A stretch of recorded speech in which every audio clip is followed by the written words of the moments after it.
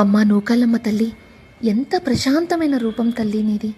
అనకాపల్లిలో కొలువై నమ్మిన వారి కొంగు బంగారమై నిలిచే, కోరిన కోర్కెల్ని నెరవేర్చే తల్లి. పిల్ల పాపలను చల్లగా చూడమ్మా.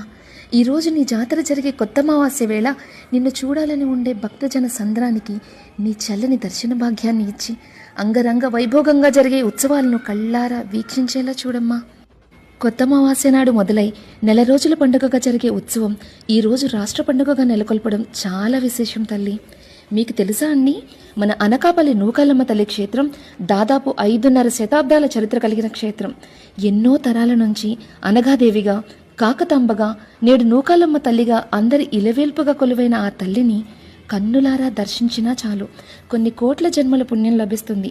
నిత్యం ధూపదీప నైవేద్యాలతో దేదీప్యమాన కాంతులతో విరాజిల్లుతున్న ఆ చల్లని తల్లి రూపం ఎంత వర్ణించినా చాలదు. రాష్ట్ర పండుగగా మారి